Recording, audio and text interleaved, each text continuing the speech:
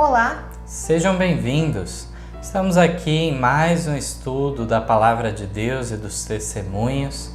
Estamos nesse trimestre tratando do tema da sacudidura e salvação. É um privilégio, então, termos a oportunidade de estudar com vocês neste momento.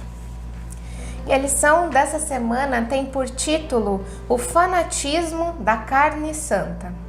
O verso áureo é um texto comprido com algumas reticências, trazendo o texto de Romanos, capítulo 7, os versos 14 a 16, o verso 18 e o verso 25, que nos dizem assim: Porque bem sabemos que a lei é espiritual, mas eu sou carnal, vendido sob o pecado, porque o que faço não o aprovo, pois o que quero isso não faço, mas o que aborreço isso faço.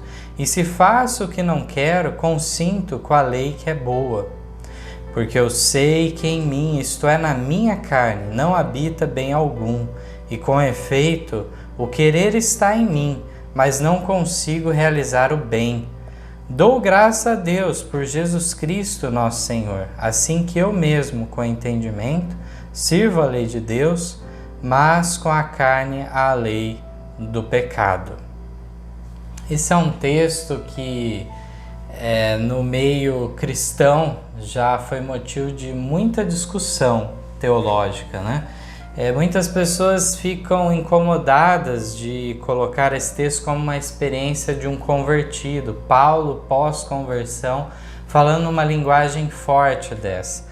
Mas nós temos evidências suficientes para entender dessa maneira. Essa luta não é quando estávamos no pecado ao qual fazíamos de boa vontade o mal, né?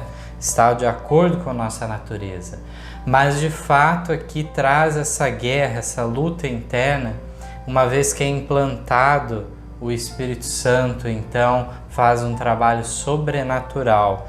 Aqui então falando da parte da natureza pecaminosa que todos nós trazemos, que na figura que Paulo traz ele fala de carne, ele mostra que a nossa carne não é santa, mesmo depois da conversão, de modo que ele coloca aqui, né, que depois de tudo isso ele já dava graças a Deus, a redenção dele era através de Jesus Cristo, ele reconhece isso, e ele servia com a mente, com o entendimento, com a racionalidade dele, ele então servia a lei de Deus. Mas com a carne, se ele fosse seguir os instintos naturais, as tendências da sua natureza, ele então seguiria o pecado.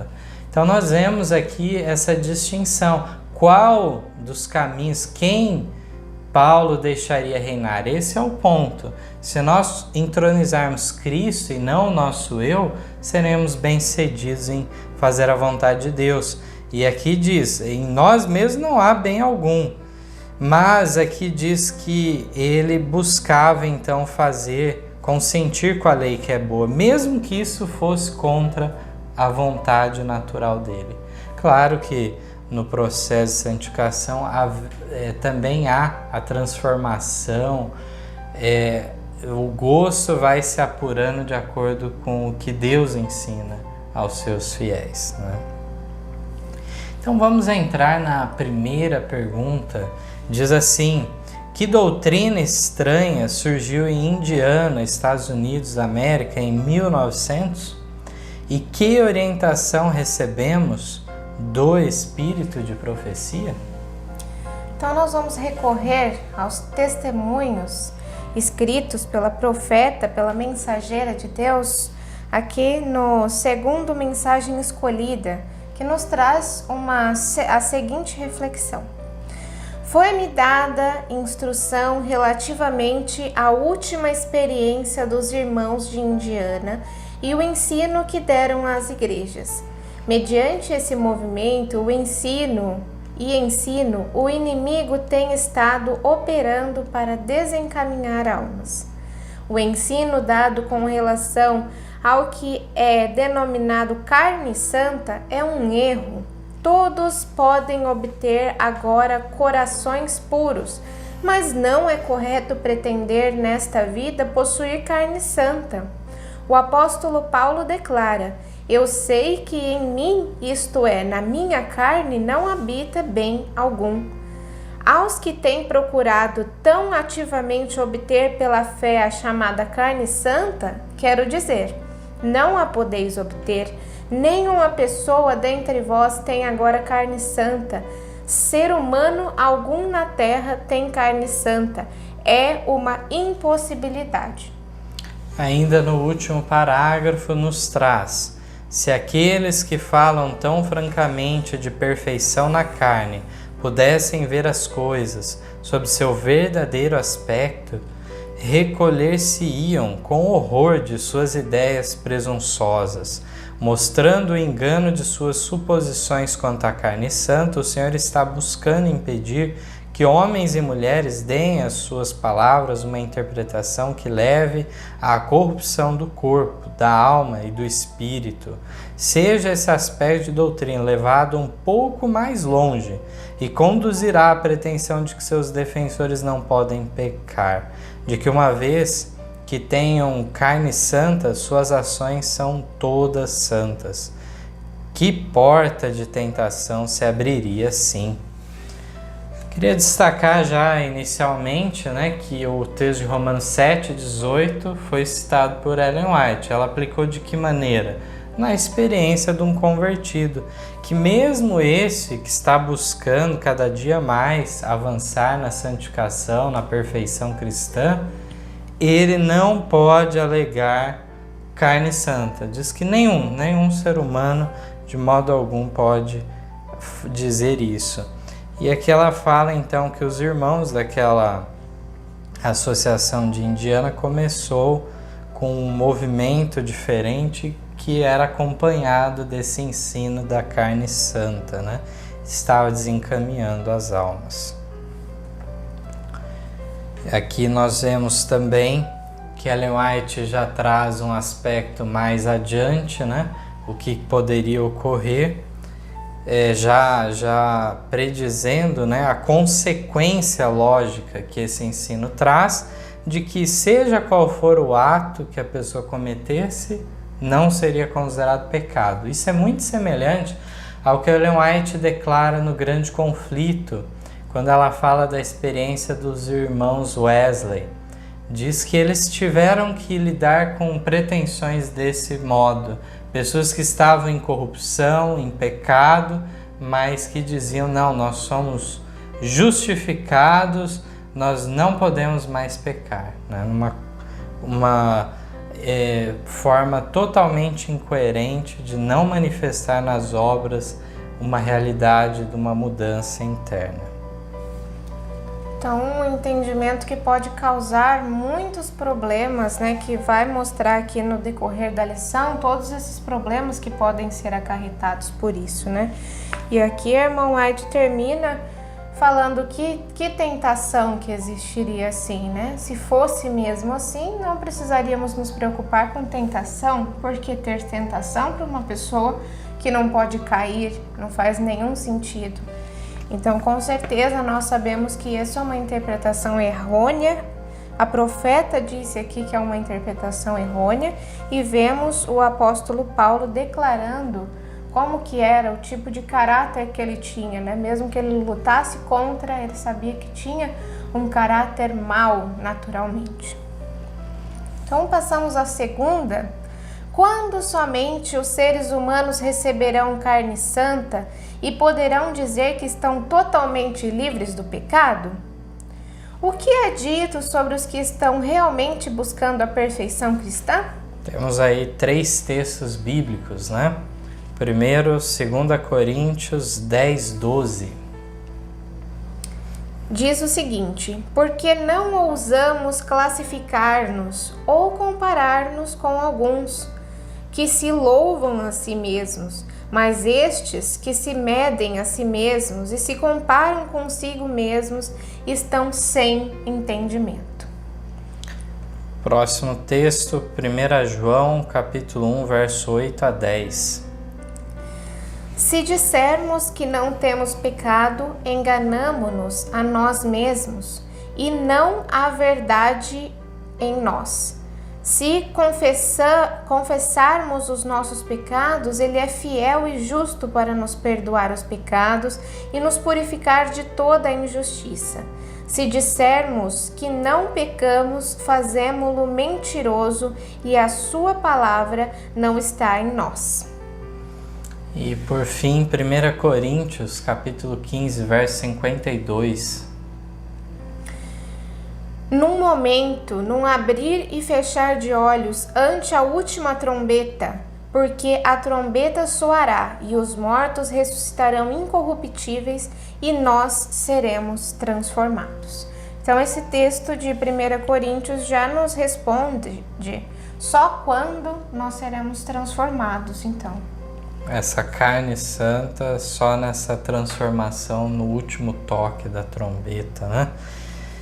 Os textos são bem claros e Ellen White agora vem em consonância com isso, dizendo o seguinte: quando os seres humanos receberem carne santa, não permanecerão na terra, mas serão levados ao céu. Se bem que o pecado seja perdoado nessa vida, seus resultados não são agora inteiramente removidos. É por ocasião de sua vinda que Cristo deve transformar nosso corpo abatido para ser conforme o seu corpo glorioso. Filipenses 3:21. Porque tantos se dizem santos e sem pecado, é porque estão muito longe de Cristo. Contudo, encontrar-nos-emos com aqueles que dirão tais coisas cada vez mais. Não podemos dizer sou sem pecado, até que seja transformado este corpo abatido para ser igual ao corpo da sua glória. Aqueles a quem o céu considera santos são os últimos a alardear sua própria bondade. Aqueles que estão realmente buscando o perfeito caráter cristão jamais condescenderão com o pensamento de que estão sem pecado. Sua vida pode ser irrepreensível, podem estar vivendo como representantes da verdade que aceitaram. Porém, quanto mais consagram a mente para se demorar no caráter de Cristo e mais se aproximam de sua divina imagem, tanto mais claramente discernirão sua imaculada perfeição e mais profundamente sentirão seus próprios defeitos. Então o texto lá em 2 Coríntios 10:12 fala daqueles que se mediam a si mesmos. O padrão deles era baixo, por isso que eles se consideravam tão bons, já atingido um estágio. Mas aqueles que depositam seus olhos em Cristo, aqui diz o que? Mais profundamente sentirão seus próprios defeitos, à medida que se nota de maneira mais clara o caráter, a perfeição que Cristo revelou para nós, né? Sim, ainda declara aqui, né, que aqueles que são tidos como justos, né, que são considerados santos pelo céu, eles são os últimos a alardear sua própria bondade. Aqui eu me lembro então de Enoque, né, que acho que é uma boa experiência, uma boa ilustração, né, de Enoque, que a Bíblia relata que ele viveu 300 anos com Deus e depois foi arrebatado para o céu em vida, né? Enoque não viu a morte e esteve com Deus todos esses anos. E tenho certeza que Enoque não alardeava a sua própria bondade. Sim, com certeza, né? E nenhum fiel justo vai declarar isso, né? Sou sem pecado, assim como lá em 1 João já falou também, né? E nós aguardamos o remover de todo esse embaraço do pecado em nossa vida, o pecado já não ter nenhuma relação com o nosso viver, será então com a conclusão final do extermínio do pecador e do pecado. Enquanto isso não ocorre, nosso maior inimigo muitas vezes somos nós mesmos, né? Assim, nós vemos a Bíblia falando, enganoso é o coração mais do que todas as coisas. Para além do fato de haver as tentações feitas por Satanás, as próprias atitudes que o mundo nos apresenta, que são tentações para nós, existe essa luta contra o eu. Essa é a maior batalha a ser desferida, Ellen White declara em outro lugar. Então, diante disso, nós sempre estaremos na condição de vigilância, para não cair dessa condição agraciada por Deus de submissão, de dependência. Não é à medida que nós avançamos, nós acharmos que nos tornamos mais fortes, agora podemos ir por conta própria. Não. À medida que nós avançamos, vemos que somos mais dependentes de Deus até em pequenas coisas que antes julgávamos que não. Vamos passar então agora à terceira pergunta. De que espécie era aquele fanatismo e com que foi comparado? Temos agora o texto de Romanos, capítulo 5, versos 3 a 5. E não somente isto, mas também nos gloriamos nas tribulações, sabendo que a tribulação produz a paciência, e a paciência a experiência, e a experiência a esperança, e a esperança não traz confusão, porquanto o amor de Deus está derramado em nossos corações pelo Espírito Santo que nos foi dado. E o texto de 1 Coríntios 14:33, porque Deus não é Deus de confusão, senão de paz, como em todas as igrejas dos santos. Muito bom. E agora Ellen White declara o seguinte: a maneira por que têm sido dirigidas reuniões em Indiana com barulho e confusão não as recomendam a espíritos refletidos e inteligentes. Nada existe nessas demonstrações que convença o mundo de que possuímos a verdade. Mero ruído e gritos não são sinal de santificação ou da descida do Espírito Santo. Vossas desenfreadas demonstrações só criam desagrado no espírito dos incrédulos. Quanto menos houver de tais demonstrações, tanto melhor para os atores e para o povo em geral. O fanatismo, uma vez iniciado e deixado às soltas, é tão difícil de extinguir como o incêndio que tomou conta de um prédio. Os que entraram nesse fanatismo e o mantiveram fariam muitíssimo melhor em estar empenhados em obra secular, pois devido à sua atitude incoerente, estão desonrando o Senhor e pondo em perigo o seu povo. Muitos movimentos dessa espécie surgirão neste tempo, quando a obra do Senhor deve manter-se elevada, pura, sem superstições e fábulas. Precisamos estar em guarda, manter íntima ligação com Cristo, para não sermos enganados pelos ardis de Satanás. O Senhor deseja manter em seu serviço ordem e disciplina, não agitação e confusão. Então, de que espécie era aquele fanatismo? Então, era um fanatismo que era mero ruído e gritos, né? E fala que não são sinal de santificação ou da descida do Espírito Santo. E como foi comparado? Então, essa comparação muito séria, né, que a irmã White faz, que foi comparado com um edifício, um prédio sendo incendiado, né? Foi comparado então com um incêndio que é difícil ser extinguido. E os textos bíblicos batiam justamente na tecla, né, que Deus deseja ordem, não há confusão, mas há paz e assim por diante. Essa é a tônica do que nós vemos nos textos lidos. E na nota nós vemos a importância então de discernir o que de fato é uma demonstração do Espírito Santo e não esse tipo de confusão que diz que não atinja espíritos refletidos e inteligentes. Diz também que esses que estavam envolvidos nesse fanatismo fariam uma obra melhor fazer o quê? Uma obra que não tivesse nada a ver com religião. Se eles estivessem empenhados numa obra secular, estava numa melhor condição. Tamanho o dano que um fanatismo desse criava na igreja. Sim, nós podemos lembrar de tantos textos falando sobre reverência, a reverência que é devida a Deus, a reverência que é devida à igreja e ao lugar sagrado. Então, isso aqui vai totalmente ao oposto do que é falado sobre reverência, né? É falado que com um simples arrastar de pé, os anjos muitas vezes se retiram da igreja. Então, com certeza, os anjos não vão estar presentes se houver tal ruído e tal falta de reverência na casa de Deus.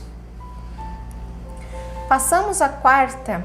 Para que atitude Deus chama seu povo? 1 Tessalonicenses 5:6 nos relata o seguinte: não durmamos, pois, como os demais, mas vigiemos e sejamos sóbrios. Então, para que atitude Deus chama seu povo? Para a sobriedade, né? E é isso que Ellen White vem falando. Deus chama seu povo a andar com sobriedade e santa coerência. Eles devem ser muito cuidadosos de não representar mal e nem desonrar as santas doutrinas da verdade mediante estranhas exibições por confusão e tumulto. Por essas coisas, os incrédulos são levados a pensar que os adventistas do sétimo dia são um bando de fanáticos. Cria-se assim preconceito que impede almas de receber a mensagem para este tempo. Quando os crentes falam a verdade tal como é em Jesus, revelam uma calma santa e judiciosa, não uma tempestade de confusão. Texto maravilhoso, né? Nos mostra o que Deus quer de nós, né? Sobriedade, coerência, cuidemos, termos esse zelo pela verdade, de modo a não desonrarmos com as nossas próprias maneiras, as nossas próprias tendências.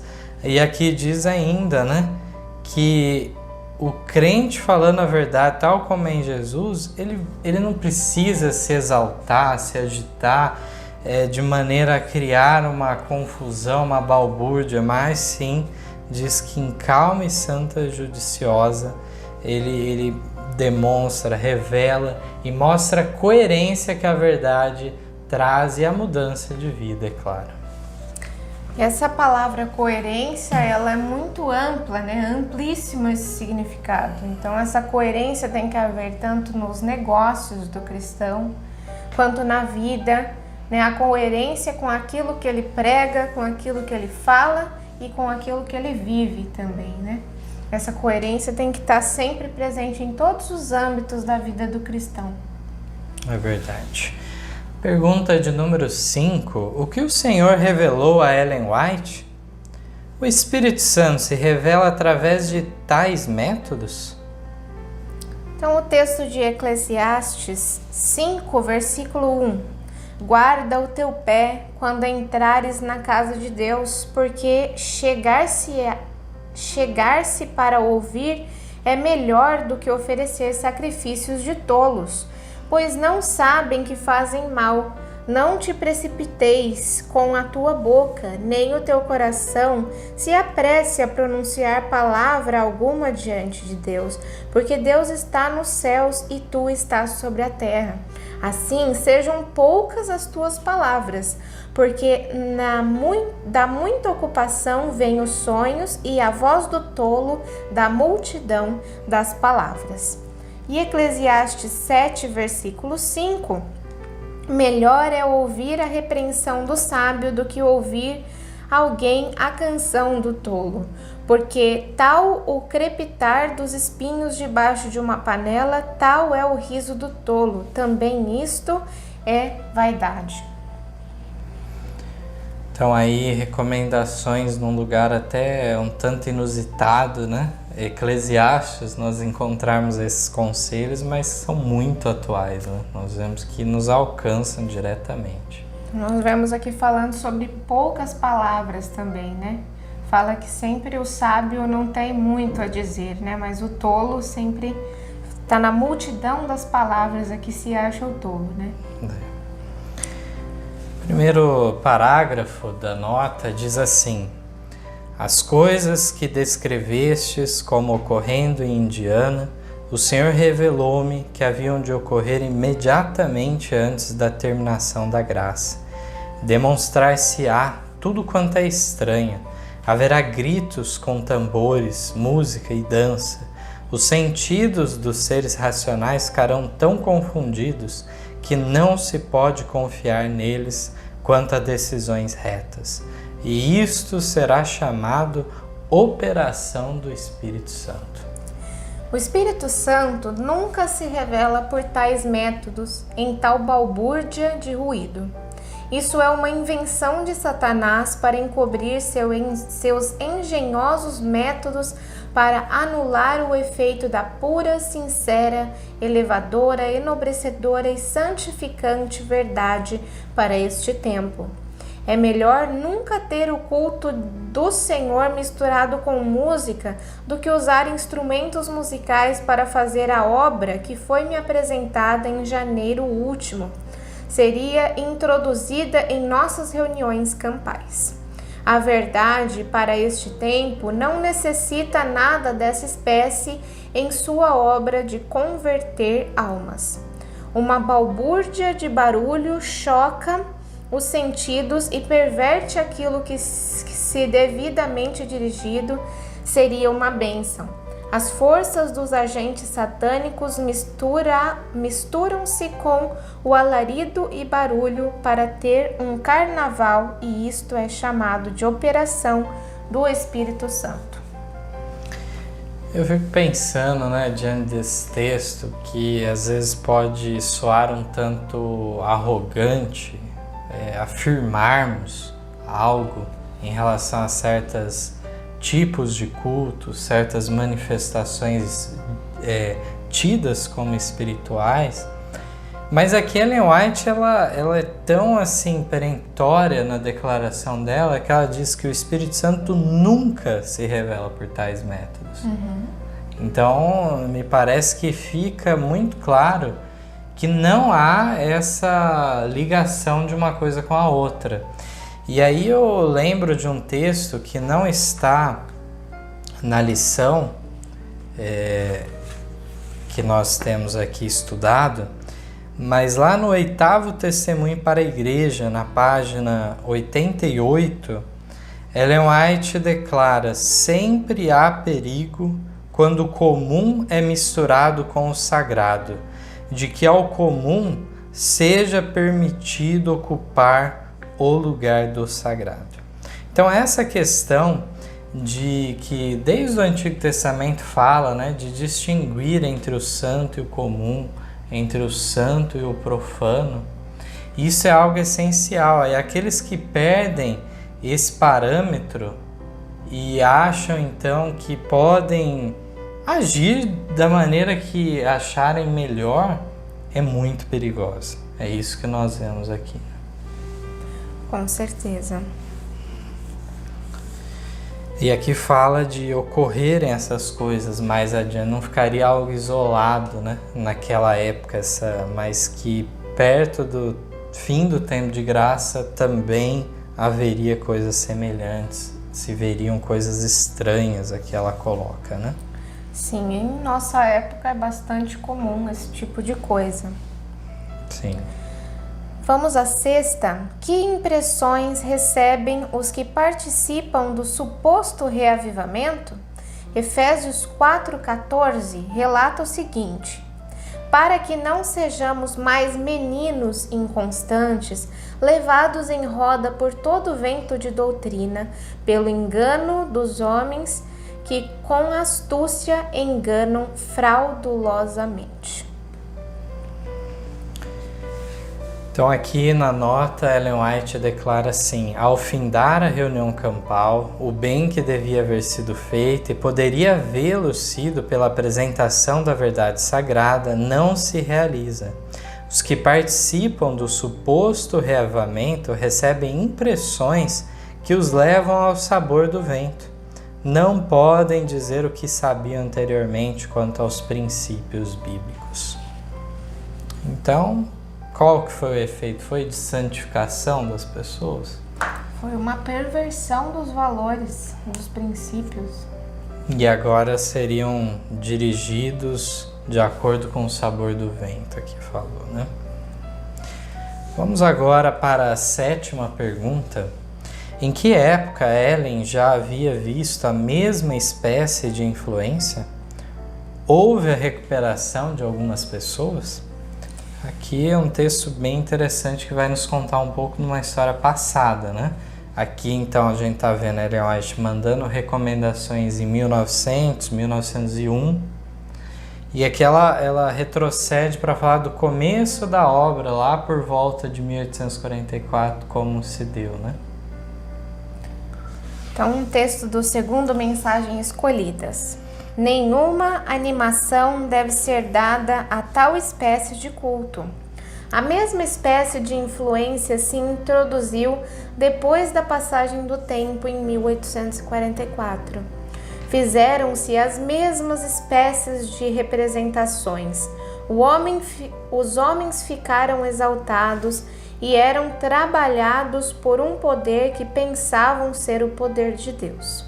Repetidas vezes no avanço de nossa obra têm surgido movimentos fanáticos e quando a questão me tem sido apresentada, tenho tido de dar uma mensagem semelhante à que estou apresentando aos irmãos de Indiana.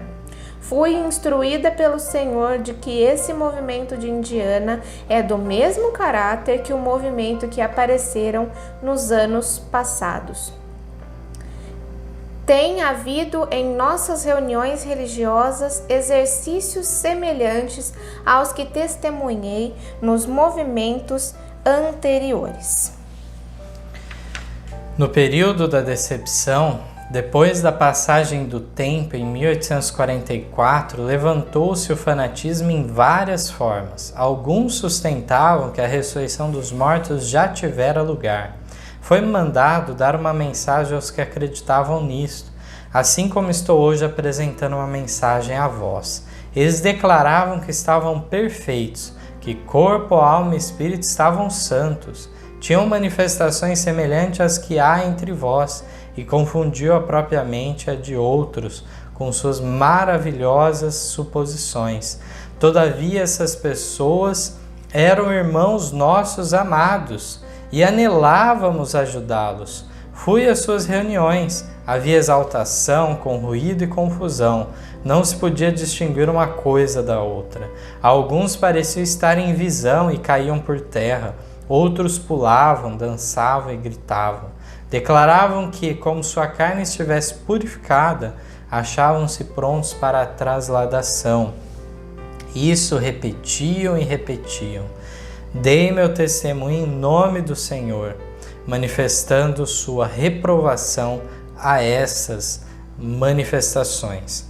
Ainda temos um pouco mais para ler, mas até aqui nós vemos como que Ellen White já tinha passado por uma experiência bem semelhante nos primórdios da obra, antes da organização da igreja em si, né? E nós vemos que ela, movida por esse amor às almas que conhecia e tudo mais, ela buscou então justamente ir a essa reunião. E ela ficou chocada com tudo que ela foi vendo e o que se alegava. E as alegações deles eram muito semelhantes ao que depois esse movimento da virada do século, lá por volta de 1900, estava falando. Diz assim ainda: alguns que se achavam empenhados nesses movimentos foram levados à sã razão e viram seu engano. Então houve de fato, como foi perguntado aqui, né, se houve alguns que se recuperaram, houve sim de fato. Diz mais: alguns haviam sido pessoas excelentes, sinceras, mas julgavam que a carne santificada não podia pecar, sendo assim apanhados na armadilha de Satanás. Haviam levado tão longe suas fortes ideias que se tornaram uma ofensa à causa preciosa de Deus. Esses se arrependeram amargamente, alguns deles se acharam posteriormente entre os homens e mulheres mais fidedignos. Outros, porém, andaram depois sempre em tristeza. Não nos foi possível em tempo algum fazê-los sentir que eram dignos de trabalhar para o Mestre, cuja causa preciosa eles haviam tão grandemente desonrado. Essas coisas trazem opróbrio à causa da verdade e entravam a proclamação da última mensagem de misericórdia ao mundo. Então aqui vemos que aquele grupo julgava que com a carne santificada, uma carne santa, não mais podiam pecar. Era a mesma ideia agora que surgia novamente, e Ellen White destrinchou tudo isso para nós, né, deixando claro, houve alguns que conseguiram se recuperar, outros não. Esse envolvimento custou muito caro. De fato. Passamos à 8ª. O que se segue a esses ensinos fanáticos? 1 João 1,6. Se dissermos que temos comunhão com Ele e andarmos em trevas, mentimos e não praticamos a verdade. Então, o que se segue a esses ensinos fanáticos? Aqui, então, nós temos lido os textos do Mensagem Escolhida, volume 2, né? E agora temos um texto do 8º Testemunho para a Igreja, página 293. Em 1904, ela escreveu, trazendo também um resumo dessas questões. Diz assim: a doutrina de que todos eram santos levara a crença de que as afeições dos santos não levariam nunca ao mal. A consequência dessa crença foi o cumprimento dos maus desejos de corações que, embora professassem ser santos, estavam longe da pureza de pensamentos e de vida.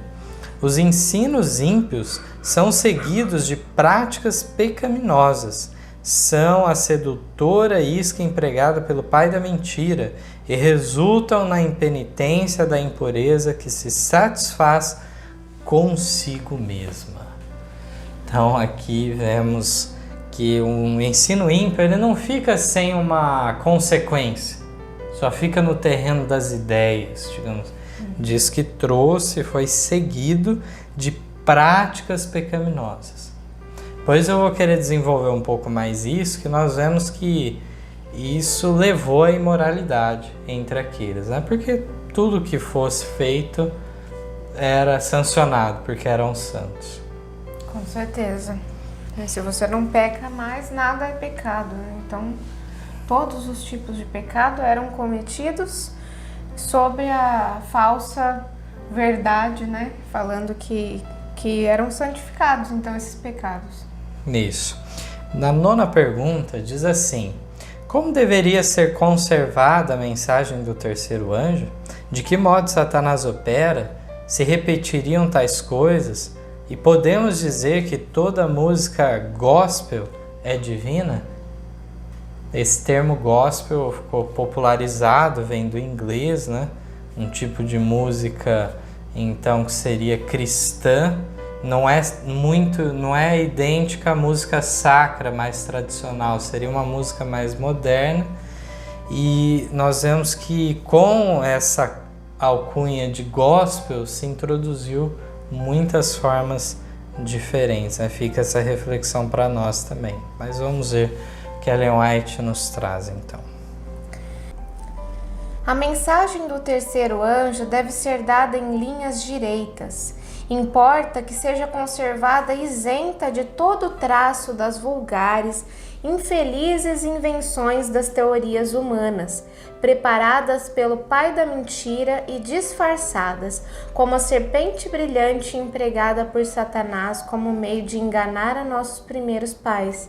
Assim busca Satanás pôr seu selo sobre a obra que Deus quer que se destaque em pureza.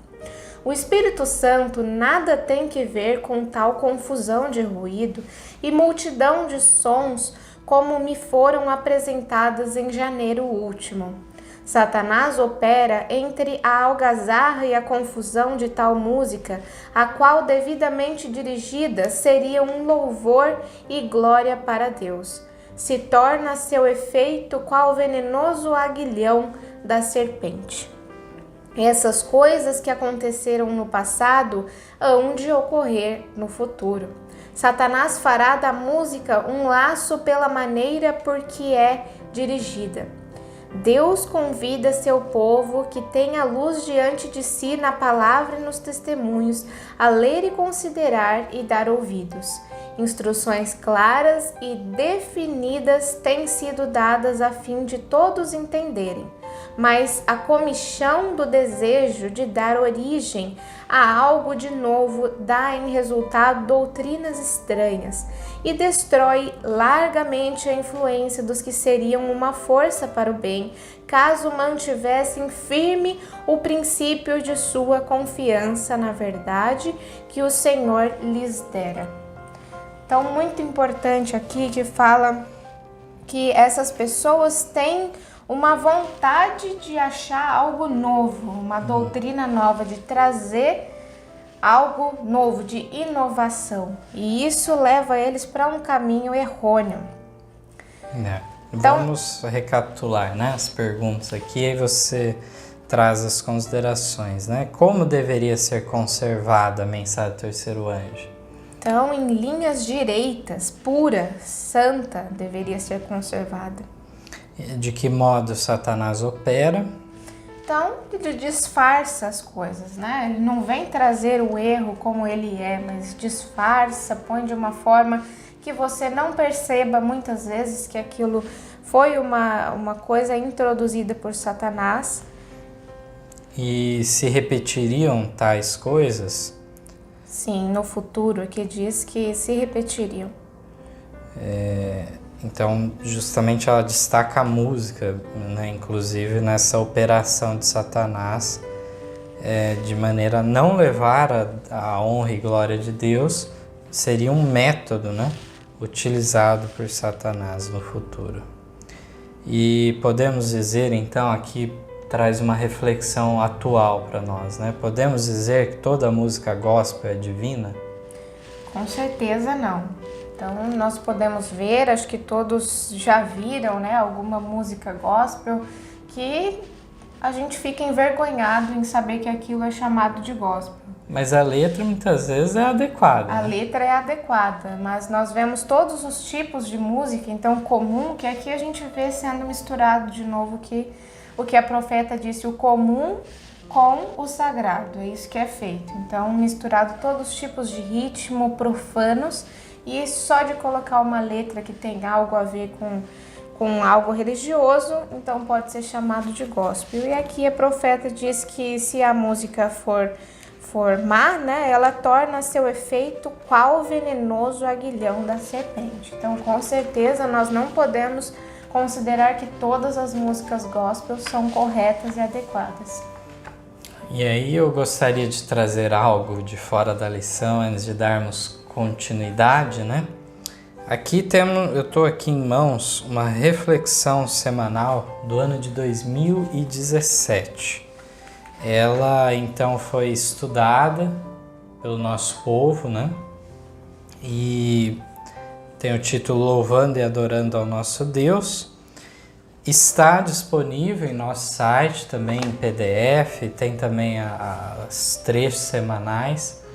Está lá no site, basta buscar lá no movimentoadventista.com.br.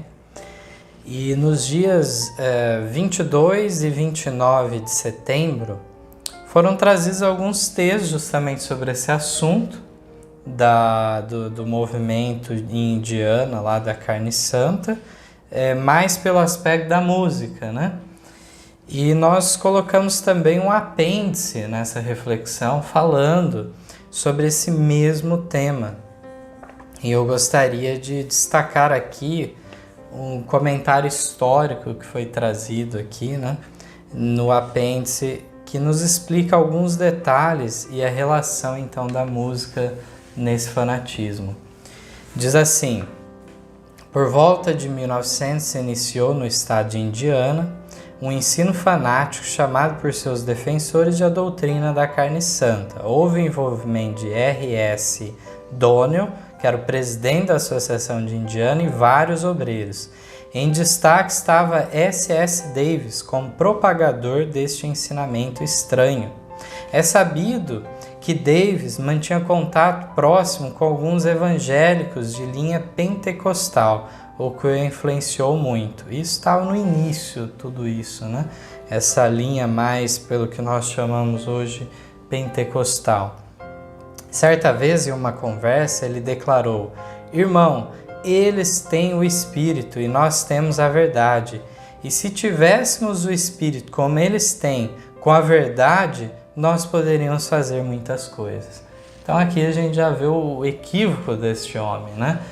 Porque, como nós vimos, o Espírito Santo não se relaciona com tal tipo de método, mas ele achava que havia aí uma troca, um aprendizado que eles deveriam ter, né? Diz assim que quanto à teoria da carne santa, era ensinado que quando Cristo passou pela angústia do Getsêmani, obteve carne santa, como Adão possuía antes da queda. Alegava então que aqueles que seguem o Salvador precisavam também adquirir o mesmo estado de inocência física como preparo essencial para a transladação. Então essa experiência no jardim do Getsêmani eles destacavam muito, onde eles achavam que Cristo tinha passado por uma mudança e os fiéis tinham que também passar por isto. Diz mais aqui que o pastor A.J. Bridge, juntamente com o pastor Stephen Haskell e sua esposa Hattie, foram enviados à reunião campal realizada em Muncie, Indiana, de 13 a 23 de setembro de 1900, com o propósito de enfrentar esse fanatismo. Ficaram tremendamente escandalizados e assustados com a forma de adoração que haviam adotado. As testemunhas oculares relatam que em seus cultos os fanáticos desenvolviam alto grau de exaltação mediante o uso de diversos instrumentos de música. Buscavam demonstração física, exclamavam e oravam e cantavam até que alguém na congregação caísse do assento prostrado e inconsciente. Um ou dois homens andando acima e abaixo da ala para esse fim, arrastava a pessoa caída para cima do púlpito. Então uma dúzia de indivíduos se reunia ao redor do corpo prostrado, alguns cantando, outros clamando e alguns orando, todos ao mesmo tempo. É diferente da recomendação de Paulo, né? Cada um fazer algo um por vez, né? Diz que quando a pessoa tornava-se, era contado entre os que haviam passado pela experiência do Getsêmani e haviam obtido carne santa, tendo assim a fé para a transladação. Era afirmado então que a pessoa nunca mais pecaria e nunca haveria de morrer. Então tudo isso era afirmado. Diz ainda que as consequências desses ensinamentos eram das mais perniciosas, levando até mesmo aos pecados de fornicação e adultério. Visto que era dito ser impossível pecar, estando na experiência do jardim, como eles falavam, na prática a pessoa estava em total liberdade de fazer o que fosse e aquilo não ser considerado pecado. Interessante observar que John Wesley, no século XVIII, teve que se opor a ensinamentos parecidos, provindos de um calvinismo degenerado.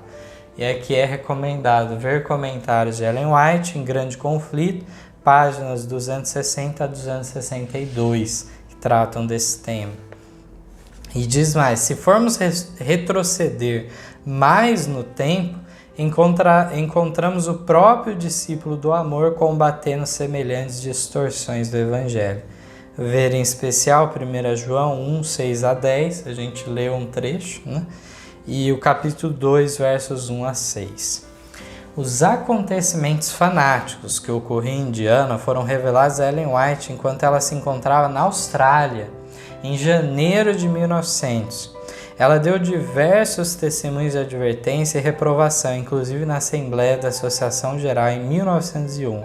Naquela ocasião, Donnell e Davis e muitos outros aceitaram a reprovação. Por sugestão dos dirigentes da igreja, devido a terem revelado grande falta de discernimento, renunciaram aos seus cargos e foram substituídos por outros que não haviam se envolvido no fanatismo.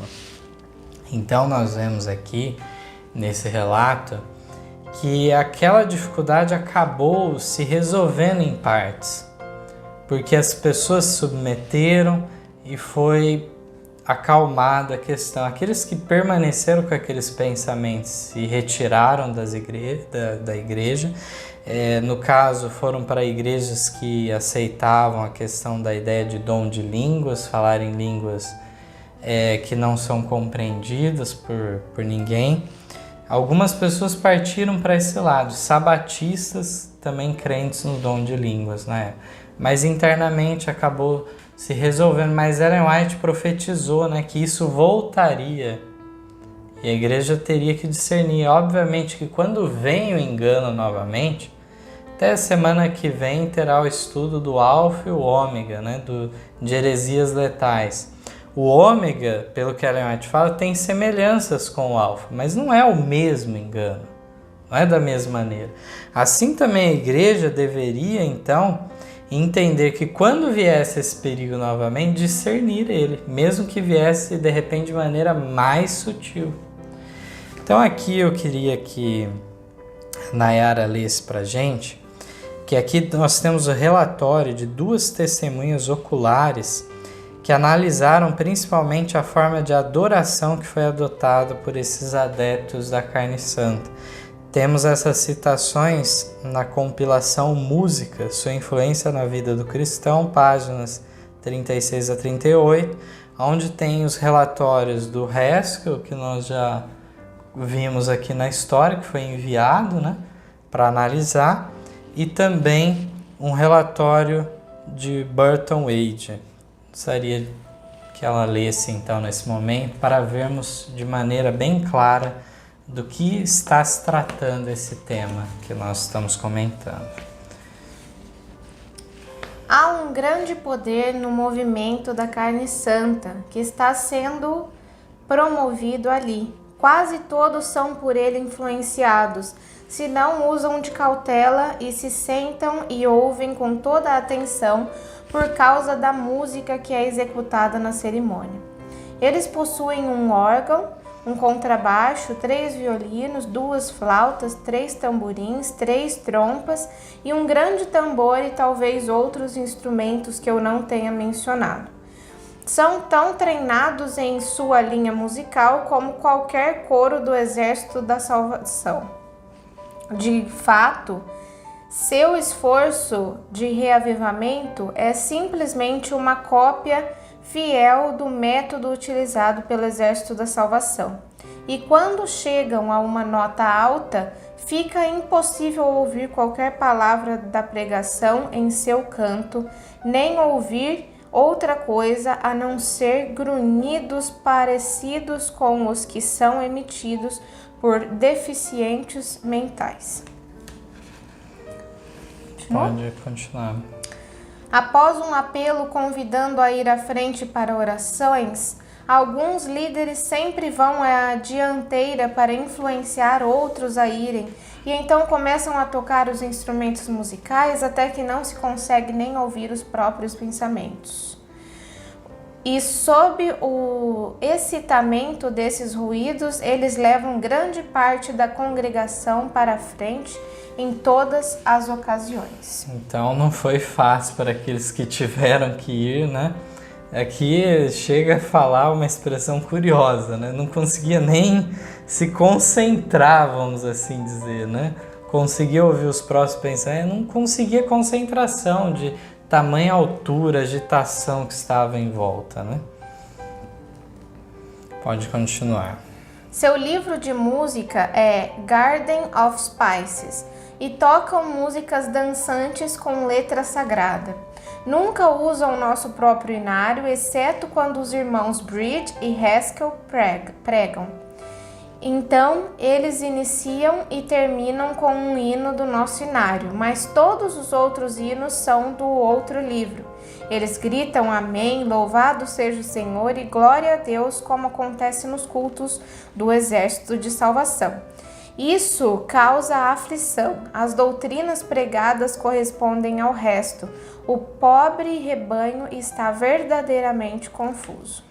Então aí fala, né, esse menosprezo pelo inário, né, uma coisa interessante também, uma preferência por outros tipos, porque o inário talvez seria muito calmo para eles, para o propósito deles, né.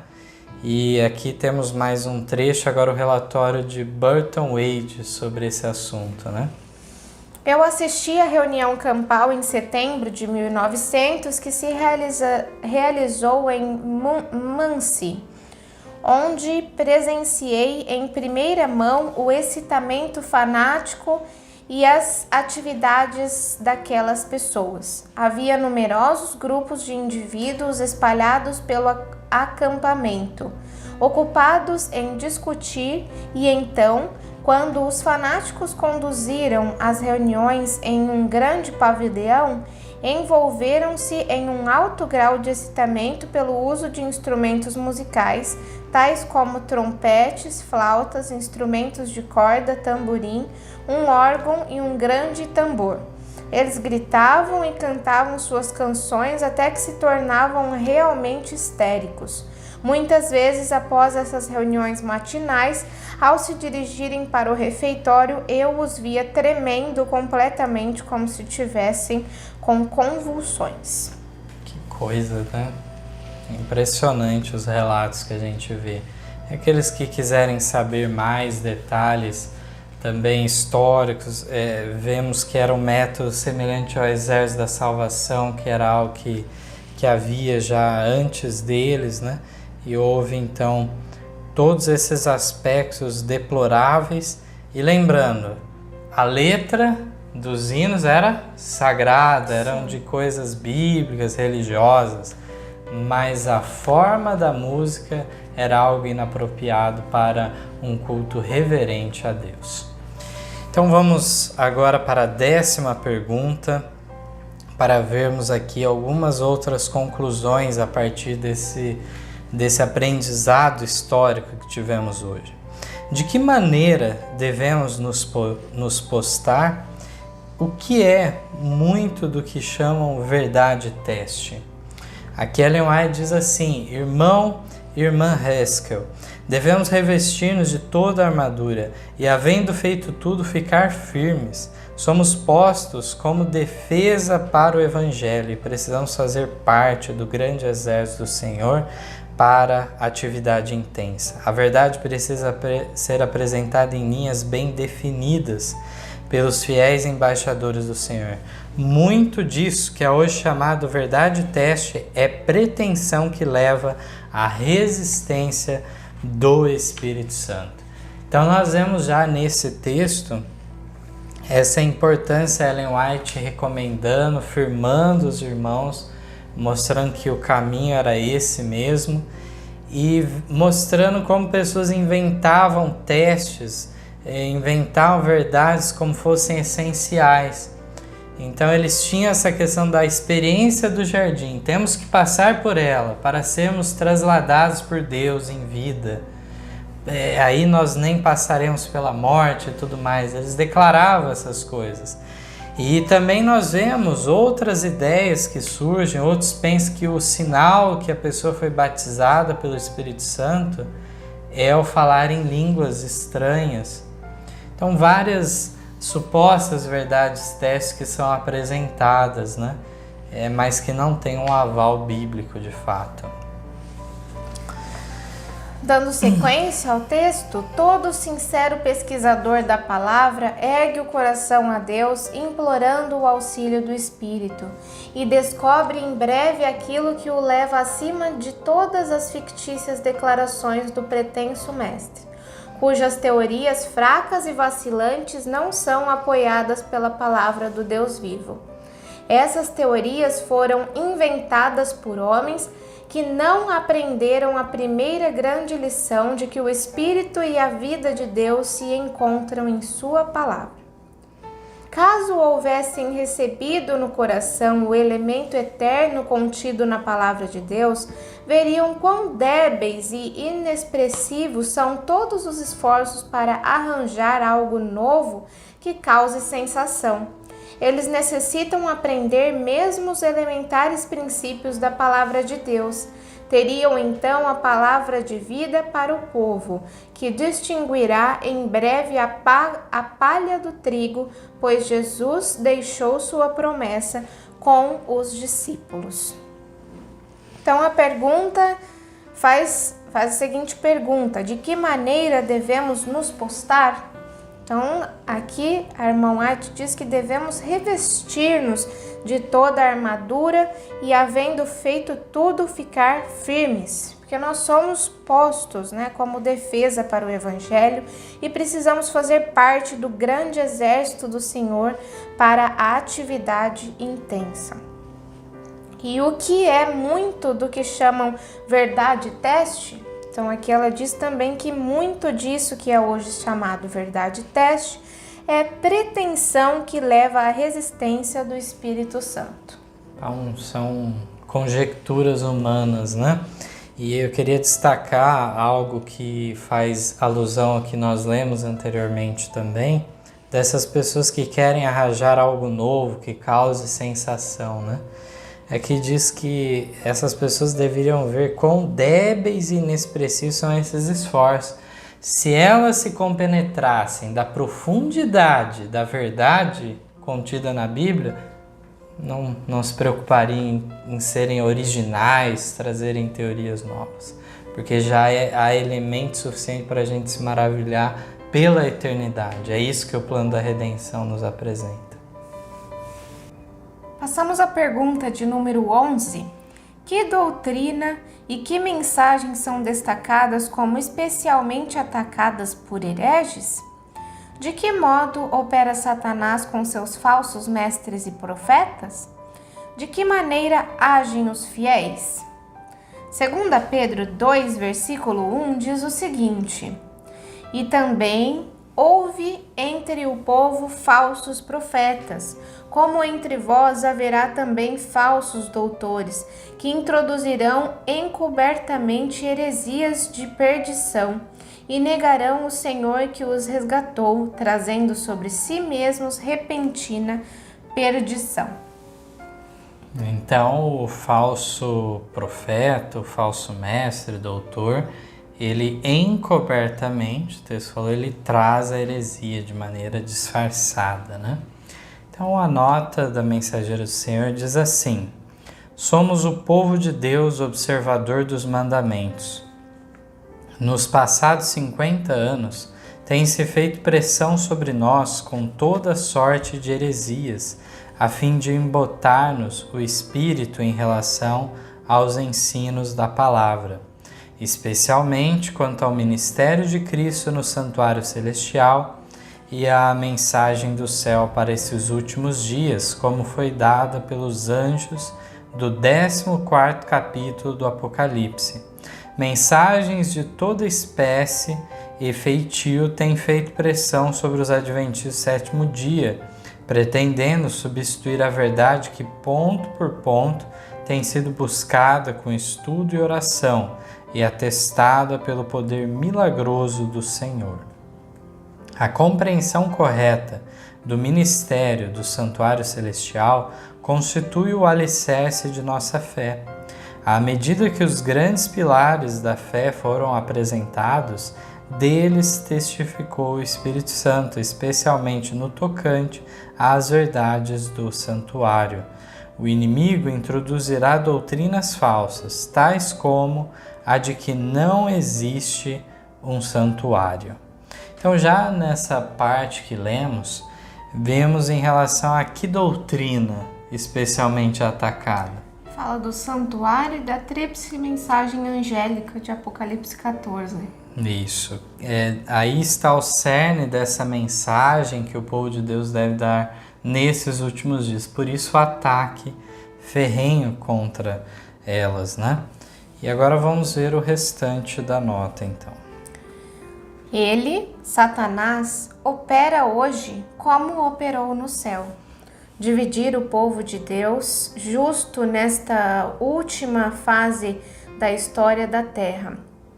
procura criar dissensões e despertar contenda e discussões, e remover, se possível, os velhos marcos da verdade entregue ao povo de Deus. Ele procura fazer parecer como se o Senhor se contradissesse a si mesmo. A preciosa verdade será trabalhada de modo que fortaleça e confirme o erro. Esses falsos profetas que pretendem ser ensinados por Deus tomarão belos textos que foram dados para adornar a verdade e os usarão como manto de justiça para cobrir teorias falsas e perigosas.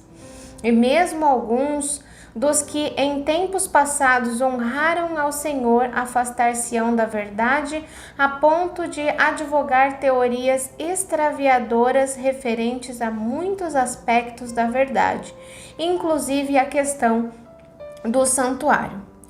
Eles, os filhos de Deus, quer por palavras, quer por atos, não levarão ninguém a duvidar em relação à distinta personalidade de Deus, ou em relação ao santuário e seu ministério.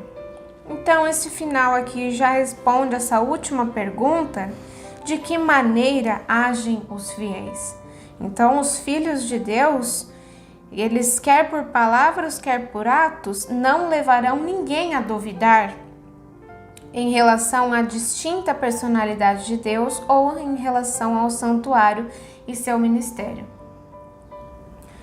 E de que modo opera Satanás com seus falsos mestres e profetas?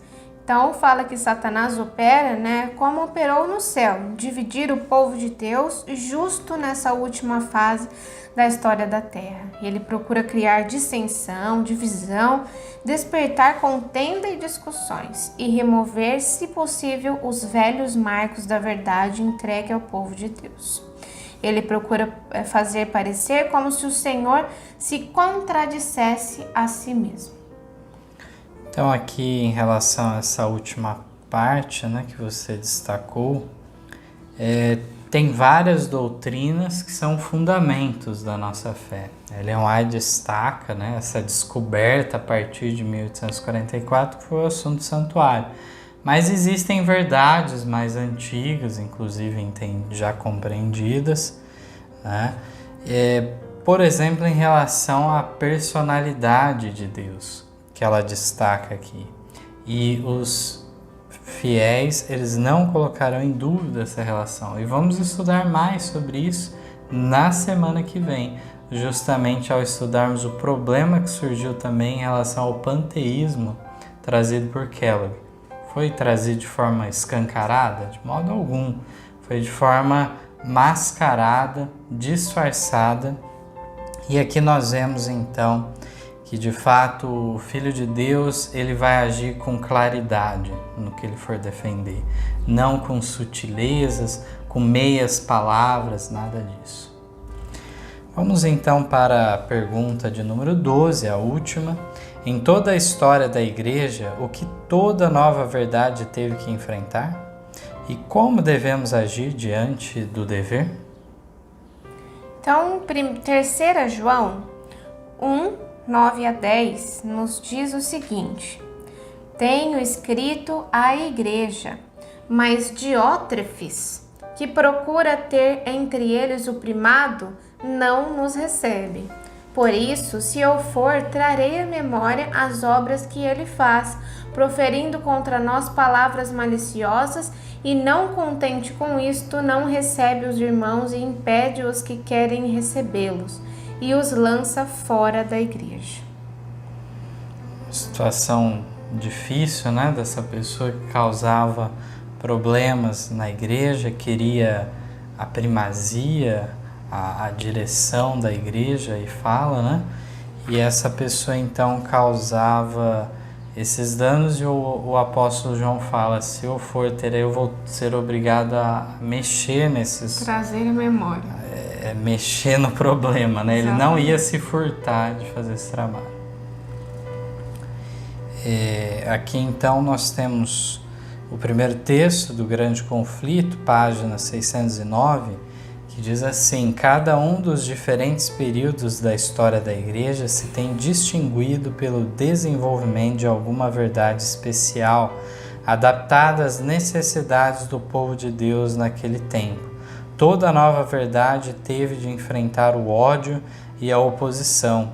Os que foram beneficiados por sua luz sofreram tentações e provações. O Senhor dá ao povo uma verdade especial quando este se encontra em situação difícil. Quem ousa recusar-se a publicá-la? Ele ordena a seus servos que apresentem o último convite de misericórdia ao mundo. Eles não podem permanecer silenciosos a não ser com perigo de sua alma. Os embaixadores de Cristo nada têm que ver com as consequências. Devem cumprir seu dever e deixar os resultados com Deus. Então aqui vem falando que em todos os tempos a verdade foi odiada, foi perseguida. Não é em si um ódio muitas vezes contra a pessoa. Os fiéis que pregaram a mensagem foram odiados porque eles denunciavam o mal e proclamavam a verdade de Deus. E Satanás também arregimentava seus instrumentos contra. Então temos a história de perseguição da igreja cristã nas vários séculos, eras, em especial na Idade das Trevas. Mas aqui nós vemos que de fato Ellen White destaca esse ponto de os embaixadores de Cristo terem a obrigação de anunciarem a verdade, seja quais forem as consequências. Temos agora o último texto para ler.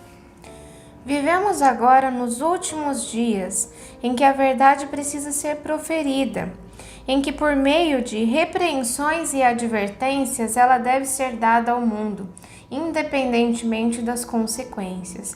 Se alguns ficarem ofendidos e se afastarem da verdade, devemos ter em mente que havia os que fizeram a mesma coisa no tempo de Cristo.